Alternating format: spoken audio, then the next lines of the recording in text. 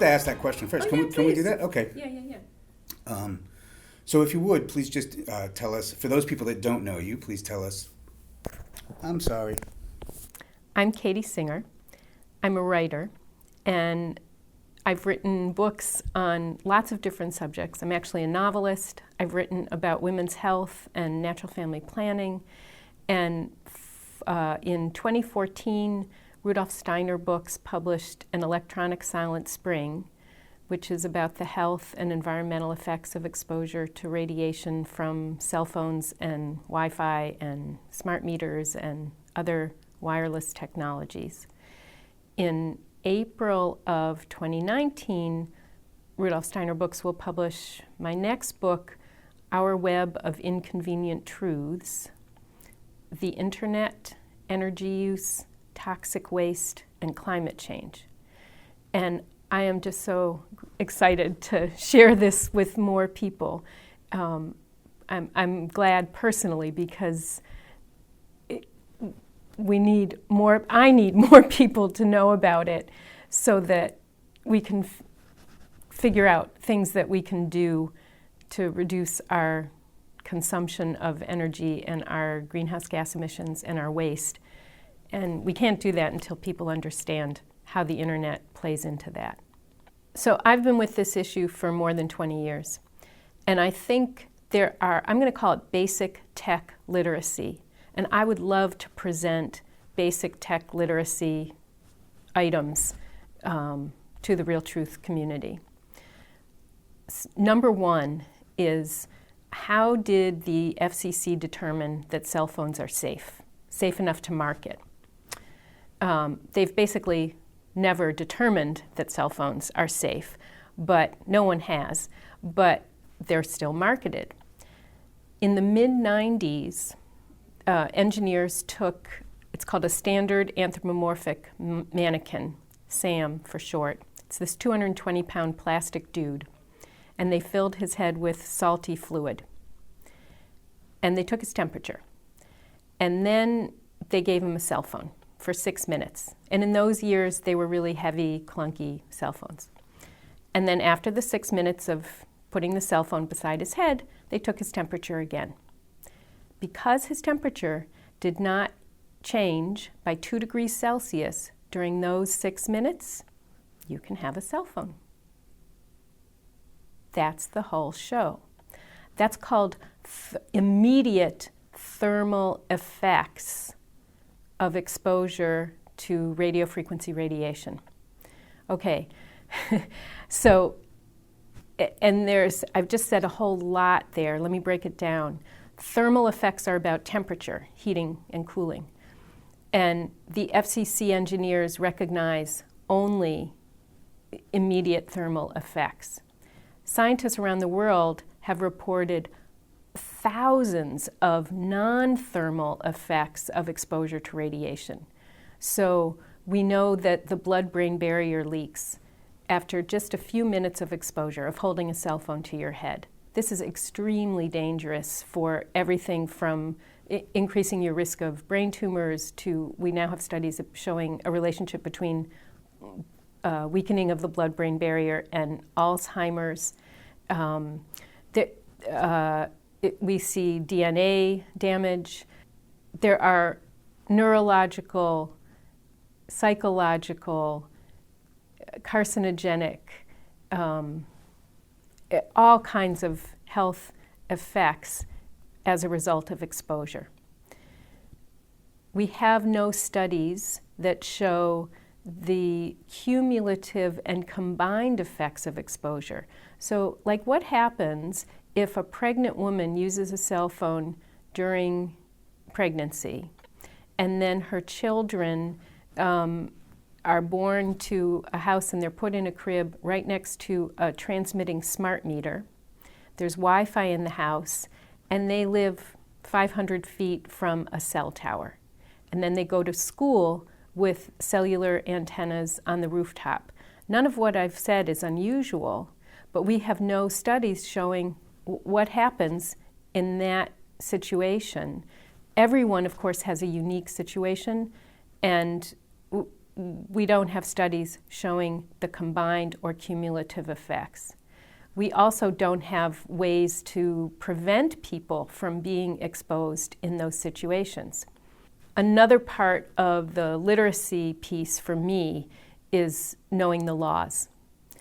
In 1934, Congress passed the Broadcasting Act, and this established the FCC, the Federal Communications Commission. At the time, the FCC defined harmful interference. That is anything that interferes with existing radio or TV broadcasts and now internet or cellular services.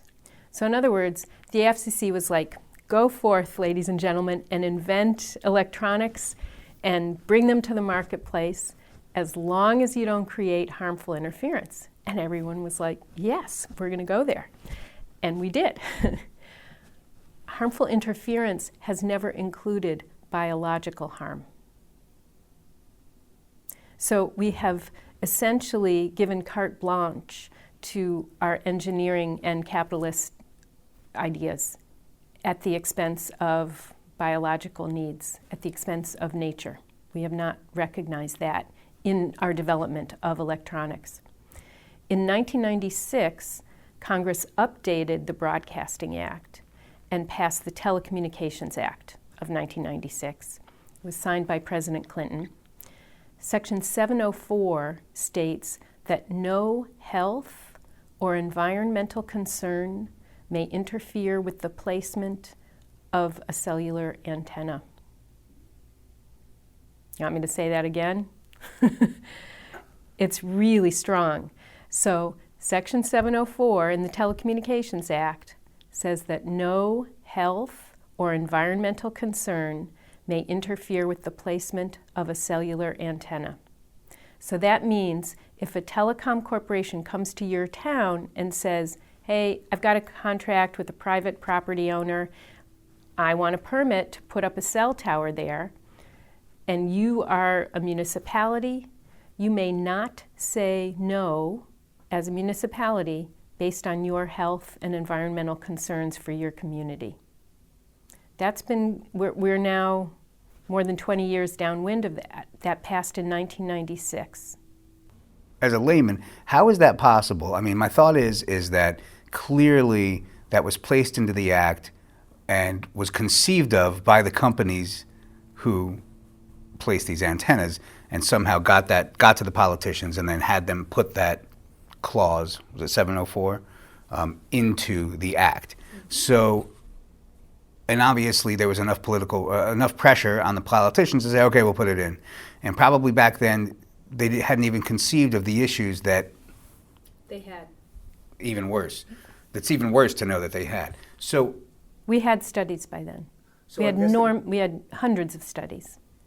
I guess the question now is anybody fighting to get that detracted? So you're wanting to know if anyone has fought to get this law off the books. Great question. There has been an enormous fight by a very small group of people, a small group of lawyers and people who are aware and concerned about the issue. We have not been successful. We have tried to get to the Supreme Court as many as, I believe, 3 times. We've gotten close, and there's not been a hearing. And at this point, I really have doubts about, given the current makeup of the Supreme Court, if it would work. When I look at the big picture here, I think there were several turning points. One was 9/11. So after 9/11, people wanted to be reachable all the time. And the telecom industry placed full-page ads in just about every newspaper in the country. And they were offering phones. People were saying, wow, cool, I can be reachable all the time. I want my children to have one of these things. I want my mother to have one of these things. I want everyone to have one of these things. And that's what happened. The telecom industry, there are more lobbyists for telecommunications than for the health insurance industry or the oil industry. People are unaware. And I've often heard that people trust the telecommunications industry. They think it's a really good, kosher, clean industry, and people have no idea what's really going on. They love their phones. People love their phones. And also, once you get a phone, you want to keep it. You get very attached to it. And so we're all struggling with that. And how do you function without one?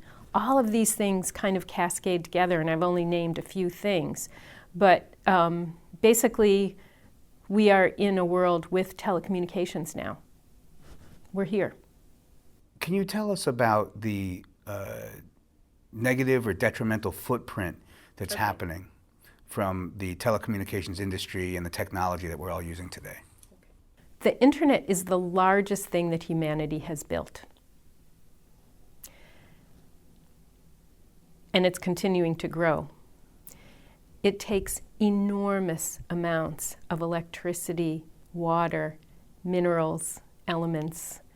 It generates tremendous amounts of greenhouse gas emissions, not just radio frequency radiation emissions, in order to operate. I've been talking with engineers and a particular machine and process designer who have been teaching me what goes into keeping the internet running, like what goes behind the screens. And if you can bear with me, I'm going to try to speak this, but it's really long and I don't have it memorized, so I might be reading part of what I'm going to say here. It's not possible to send a text message or an email, take a selfie, watch a video, participate in a video conference, buy anything online, store food in a smart, energy-efficient refrigerator, an Internet of Things connected refrigerator or any kind of Internet of Things connected appliance, drive a zero-emissions hybrid or electric car, even power a house with a solar-powered system or a wind turbine energy system, do a GPS search, without extracting from the earth hundreds of elements, minerals, and compounds, including coal, coltan, copper, quartz, cobalt, lithium, neodymium, oil, petroleum coke, and fracked natural gas. I've only named a few of the things that go into every single computer digital device. Behind every flip phone, smartphone, tablet, smart appliance, and e-vehicle, there are hundreds of refineries, CO2-emitting coal-fired power plants, nuclear plants, chemical plants, cement kilns, steel mills, metal smelters, wood chips harvested often from the rainforest, smelters, and factories of all kinds. To keep running, each of these energy-guzzling, toxic waste-emitting, greenhouse gas-emitting operations depends on all of the others. And they interconnect, of course, by a network of electric substations, power lines, natural gas pipelines, cargo ships, trains, trucks, railways, highways, shipping lanes, telecommunications access networks, and data centers to form one gigantic super global factory. In other words, each and every manufactured item, each and every online activity is the end product of all the industries and infrastructures in the entire world combined. So calculating a household's footprint by adding up your monthly bills, that's like estimating the mass of an elephant by weighing the tip of its tail. To date, carbon calculators do not account for the energy or toxic waste embodied in every new product. They don't include the resources used to keep the internet going or the global superfactory going. They don't include the power demands of infrastructure for cellular communications, internet services, or the electric grid itself. They show only a fraction of a household's total impact on our environment. Becoming aware of these inconvenient truths is a really personal experience. Questioning our assumptions and asking making decisions and actions about reducing our footprint requires collective action. You mentioned that we should all be taking collective action to create a safer environment for ourselves amongst all that's going on. What specific collective action do you recommend? So the first thing to do is to become aware of what's happening. And when I received this information, it was like I got enlightened. I mean, I was just blown away. So learning the laws around telecommunications and what they say about the health effects really blew me away. And then learning that those laws also apply in relation to climate change. So we have no limitations on extracting from the earth, really. The limitations we've had are being eroded, including around health and around climate change. Still, we can become aware, and then we can each take steps to reduce our exposure to electromagnetic radiation and to reduce our footprint. It's interesting that they often dovetail. Not all the time, but often they do. Please tell us what we can do to decrease our EMR exposure. What I report here actually is a protocol developed by a pediatrician in the Bay Area named Dr. Toril Gelter.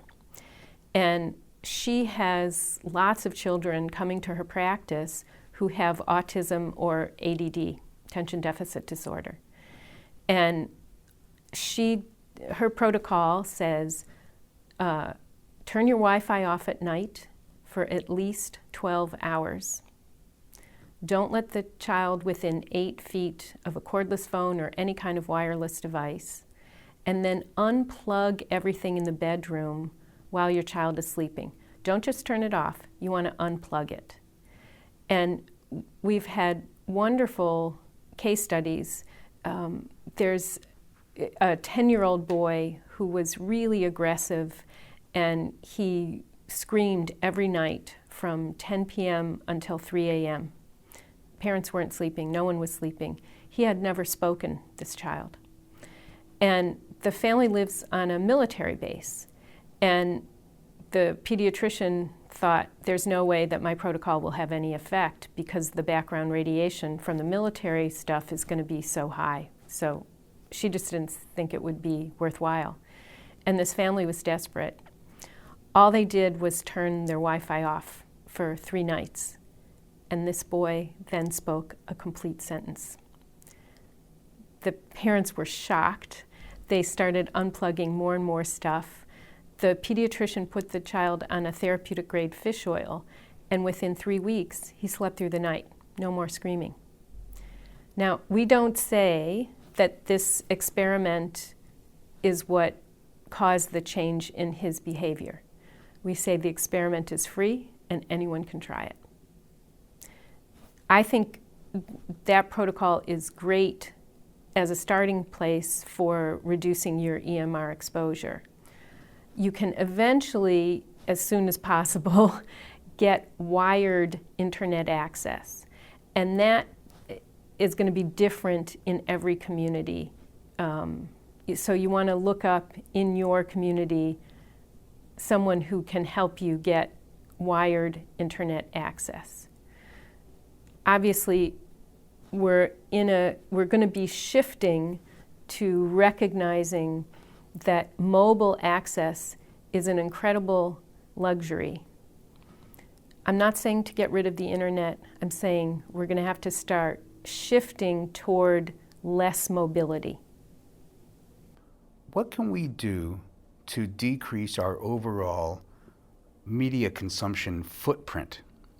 I've been breaking up this question in terms of households, municipalities, businesses, websites, different categories for what those different groups can do.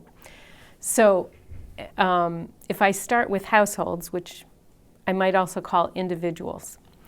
So every time you upgrade to new equipment, to a new phone, a new car, anything, you are engaging that global, gigantic super factory.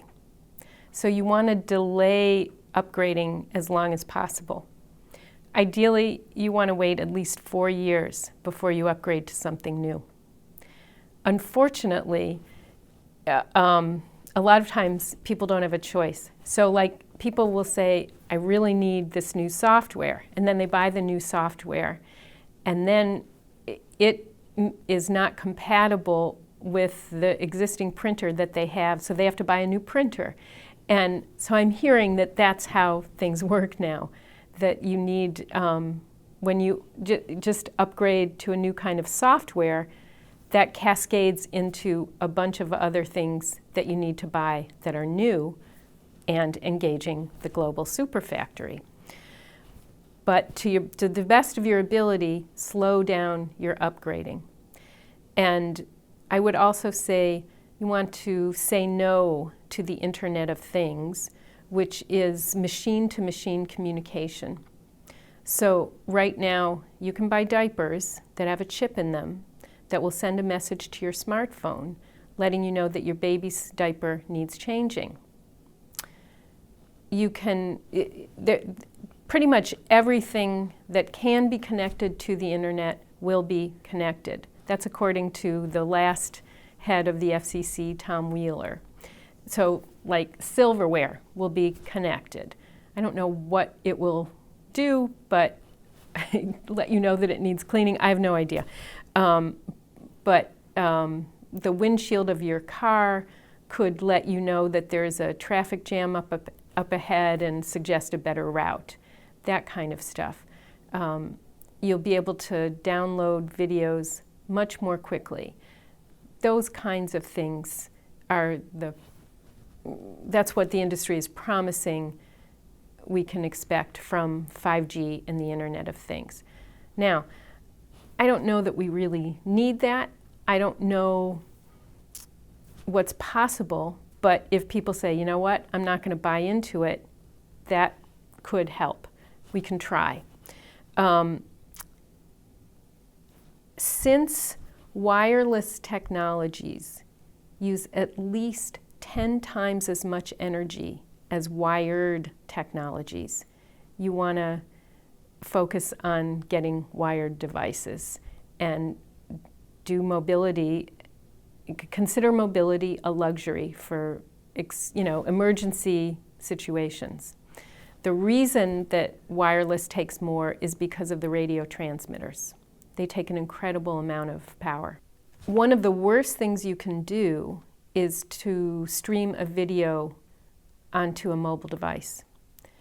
And that, let me see if I can explain that. So sending a text message uses less energy than having a voice conversation. And that uses less energy or it takes less data than sending a photo.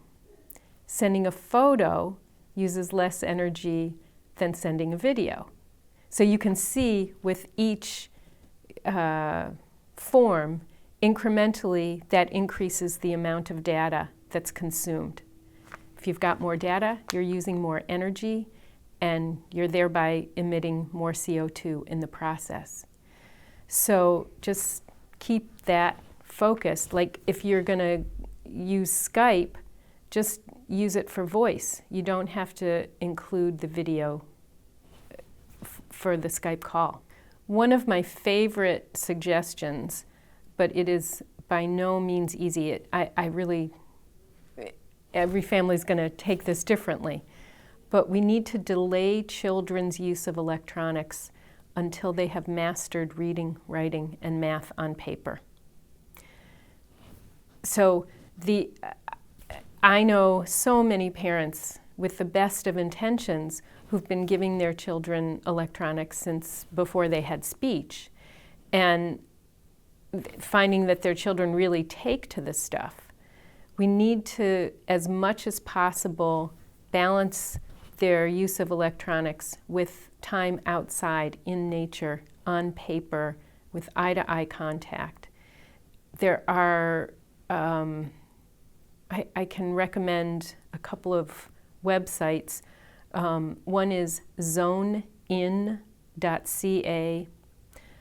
There's also an MD child psychiatrist, Victoria Dunkley. She has a wonderful book called Reset Your Child's Brain, where she lays out a program for giving your child a 3-week electronic fast. And children have sometimes cleared up autism and even psychotic behavior from doing this fast. And then she suggests how you can reintroduce electronics gradually. I think that's very worthwhile. Also interesting, in Shandong province in China, it's a very large province, 40% of their children now have myopia.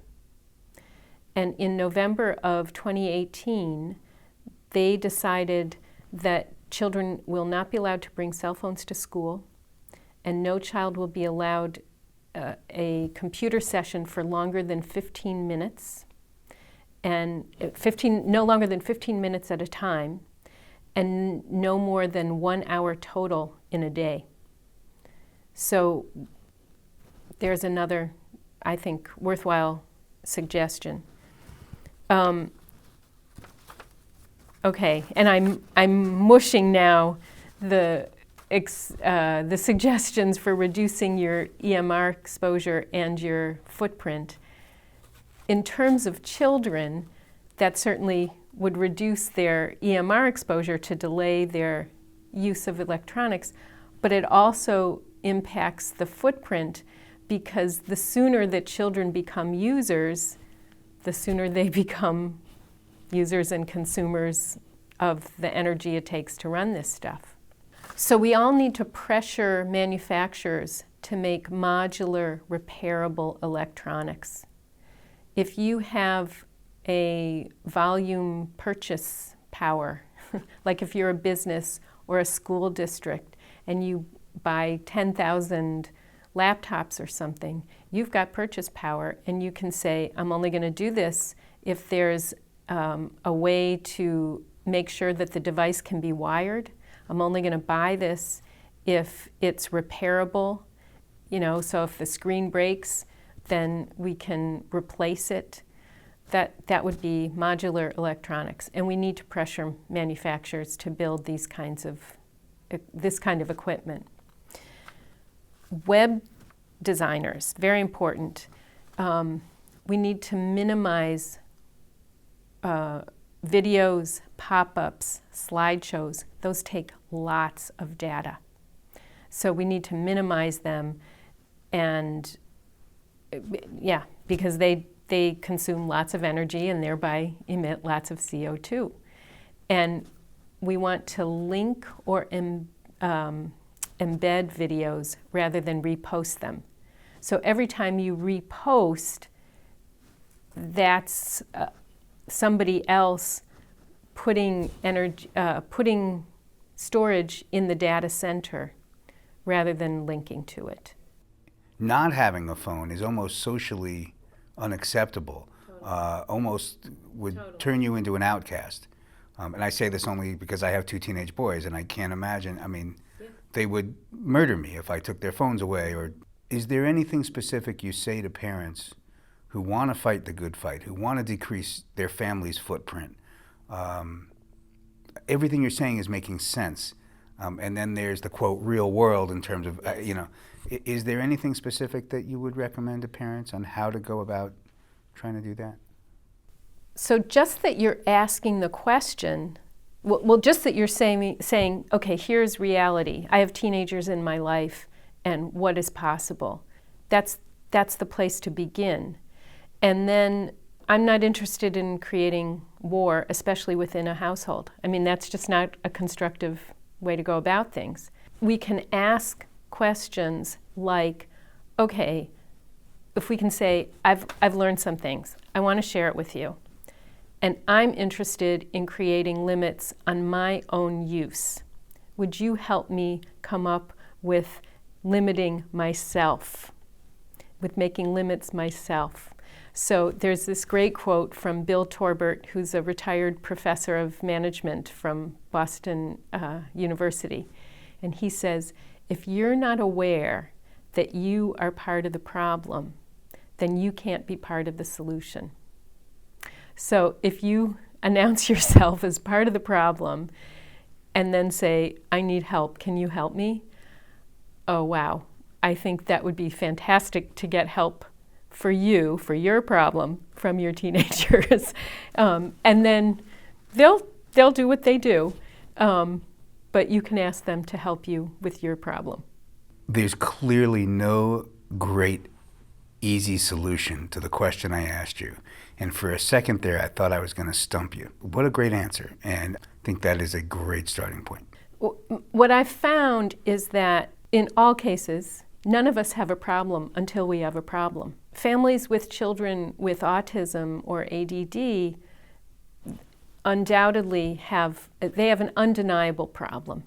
And so in many cases, when they hear that protocol from the pediatrician, they'll say, or from the child psychiatrist with the electronic fast, they will also say, there is no way that we can go on a 3-week electronic fast. Forget it. And then Dr. Dunkley will say, okay, are you ready for another meltdown? And the parents say, no. So then they find a way to go for it. They're in an undeniable challenge. Not everyone has the privilege of an undeniable challenge. So if you're not there, you're not there. And it'll happen or it won't. But until we get there, my job is to focus on limiting myself and recognizing my own limits within my awareness. I can also say another question that's really interesting for me. There are about 3 billion people not yet online. And I believe in universal access. Like, I recognize that in order to have educational opportunities, work opportunities, even family connections right now, people need internet access. So who am I to say that those 3 billion people should not have access? I can't go there. At the same time, I recognize that once they do get online, that exponentially increases engagement with the global superfactory. It massively increases consumption of electricity, water, conflict minerals, greenhouse gas emissions. All that stuff exponentially increases. So how do we reconcile that? Do those of us who have what I would call excessive use of media, are we going to decrease our consumption by like 70 or 80%, which is what climatologists have been recommending for decades, so that other people in the world can increase their consumption a little bit? Or do we say to those people, no, you can't have it? So I think that's another cool question to introduce to family members. And we're not going to have answers, but we can have the question. Our world now has more cell phones than toilets. I have trouble with that, with saying you can't have a toilet, but I can have more than one mobile device. But people may not even be aware that that's the dynamic going on. So we need a pretty massive campaign of real information. And the thing is that we've been giving the telecom industry billions and now trillions of dollars, and they can spread their gospel, which they do. We're going to have to be word of mouth without the trillions of dollars. It seems to me that based on the telecommunications industry, several other industries, that on some levels, no matter how much I try to minimize my footprint or adjust my diet or, be the change that I want to see in the world, that although I'd like to think I have power with that, because of everything you're saying and then some, I feel powerless. And I wonder if you feel the same way, and if you'd sort of touch on that. I have been extremely privileged to be in conversation with a lot of phenomenal engineers and scientists and physicians for the last 15 years or 20 years even, that I've been researching this. And they understand the rules. The first rule is that I am a kindergartner, and they have to be patient with me. So I need a lot of repetition. And there are people that I call, sometimes on a daily basis, with my kindergarten questions. And one time I called Professor Gary Olheft. He has 2 degrees in electrical engineering. He's got a PhD in geophysics. He worked for NASA on the Apollo program starting when he was a teenager, many years ago. He taught at the Colorado School of Mines for 20 years. I can tell you a lot about him. But anyway, I called him and I said, I was really mad. And I said, I need a God bigger than AT&T. And he said, try Verizon.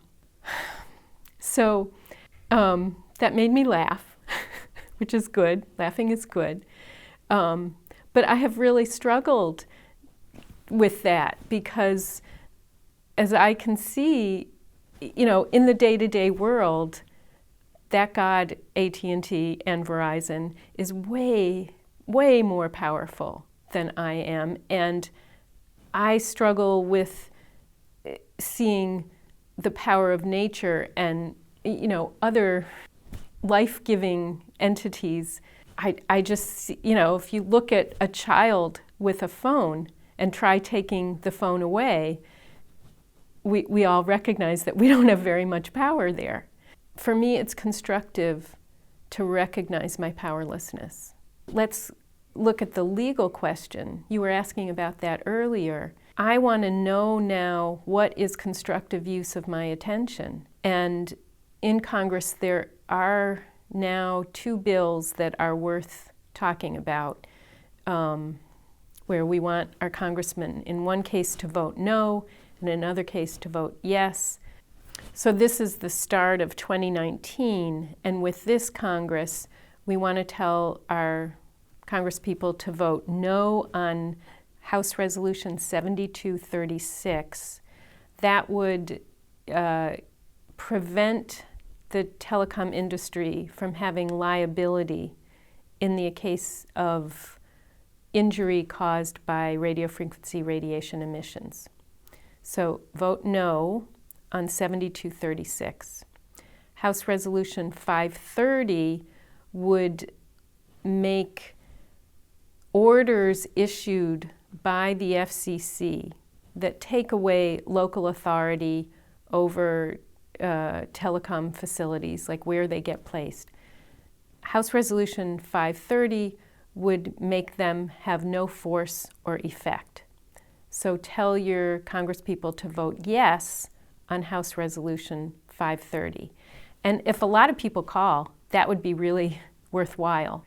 I struggle all the time with the question, what's constructive use of my attention?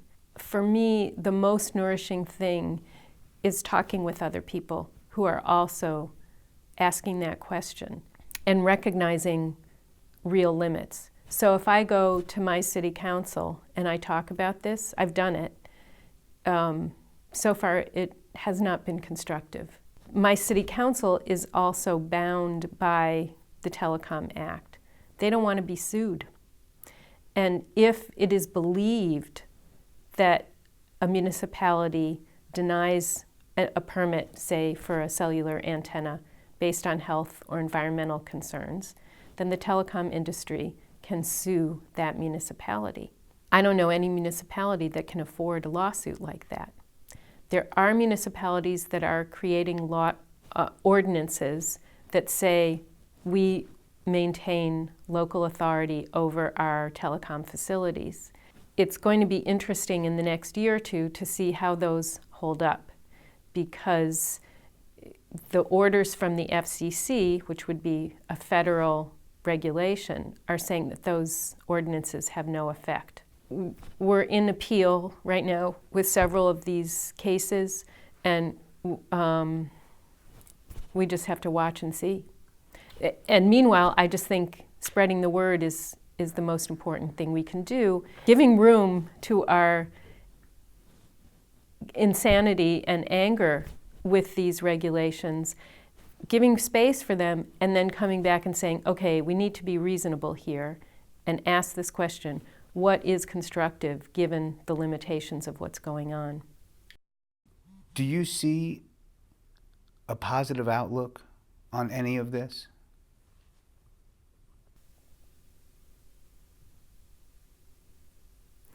So when I hear the word positive, I also hear the word negative. I'm interested in wholeness. And so, like, there's light and there's dark. There's day and there's night. There's summer and winter, spring and fall. Like, I see the wholeness. I don't see, it doesn't work for me to only have light, to only have positivity. So I need a balance, and I'm not able to maintain positivity. I go to extremely despairing places with this information. And with seeing what has happened to people I love, people in my community, I see how communication has broken down so that people now just communicate by texting, and eye-to-eye contact doesn't happen so much anymore. Children don't really learn how to do conversation like we're having right now. I see that and so much more, as we all do.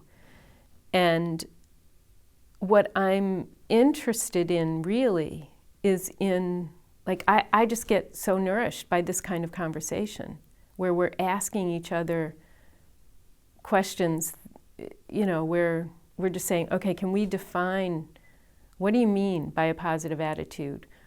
Another question for me is, well, what is health anyway? I mean, given what's going on now, what is, if you want to be healthy, what can you go for realistically?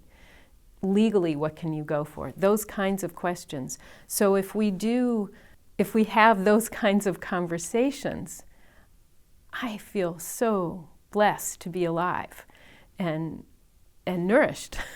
And that's what I'm going for. And it doesn't mean that I won't end up crying for 3 weeks, you know, and I'll get to the grocery store and people will say, you know, hey, how are you? And I'll barely be able to talk. But that would be real. I mean, that is real when it does happen, and that happens, yeah. If you can, tell us right now what the internet's main energy guzzlers are. I see 4. The first, and they're not in any order of which is the main one, that's debatable. Access networks, that's the international array of cell towers, they're called masts in Europe, routers, that international setup, those are called access networks that allow you to access the internet, and they take enormous amounts of energy. Number 2, data storage centers. So this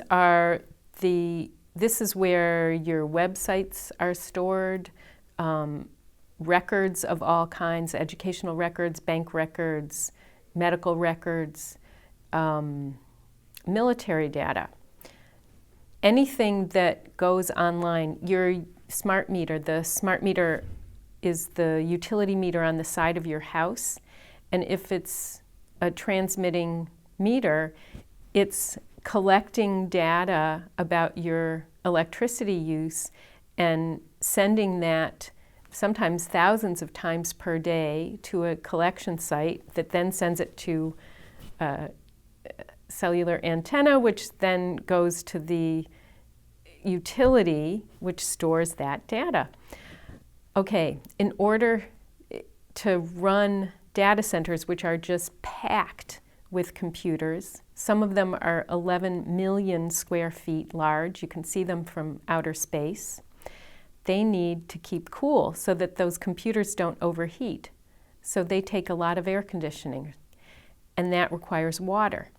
You begin to see how data centers are actually, according to Greenpeace in 2012, if data centers were a country, they would rank 5th in consumption of energy.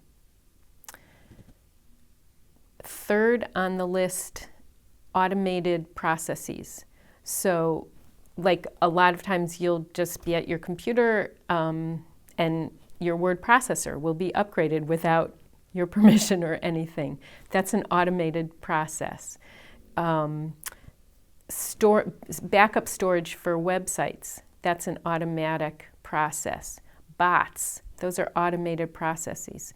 Those now are a major energy consumer. And the last thing is embodied energy. I am so excited to share this term with people and for all of us to start using this vocabulary. Embodied energy is the energy that goes into manufacturing every device. So in order to have any device, we need a lot of mining and refining and smelting and assembling, and all of that energy is embodied in the new device. The waste that's generated during manufacturing is embodied waste. The amount of energy that goes into manufacturing every device is way greater than the amount of energy that the device will use in its lifespan. The amount of waste generated during manufacturing is profoundly greater than what happens when we discard the item at the end of its usable life cycle. So we need this term, embodied energy, embodied waste. So can you give us an example of embodied energy? Okay. Let me tell a little about what goes into manufacturing silicon wafers, which are necessary for electronics and for solar panels, ironically. So you start with pure quartz gravel and pure charcoal. Typically that'll be petroleum coke from the tar sands. Can be from other places too. And then wood chips. You need a hard, moist wood that can come from the Amazon rainforest. Those 3 things, quartz, the pure carbon, and the wood, will need to be transported to a smelter. So there's transportation involved, there's energy involved, and CO2 emitted. At the smelter, the smelter is kept at 3,000 degrees Fahrenheit 330 days per year. That takes an enormous amount of continuous energy. to date, only coal-fired power plants and nuclear power plants. I think you can get some geothermal power because it's continuous, but you cannot power a smelter with renewable energy because you need it 24/7, or you could blow up the factory, you could lose the silicon. So that's step one at that smelter, where you will get metallurgical grade silicon. It's 98% pure. Not good enough for electronics or for solar panels. You can have 1 impurity part per billion for the silicon wafers in electronics. You can have 1 impurity part per million with solar panels. So you know, under the glass of a solar panel, there are all those little squares. Those are silicon wafers. And we're finding that the purer the silicon, the more efficient the solar panel. Okay, so after we get that metallurgical grade silicon, it is then shipped to a bell jar furnace that is kept at 2,000 degrees Fahrenheit for the year. And again, it's a continuous process. It goes through several other processes that are also energy intensive, and whenever you hear the word energy intensive, you're going to see greenhouse gas emissions. So I've just given you those are, let's say, 3 steps involved in the process, and that's just one part of the energy embodied in every computer and every solar panel.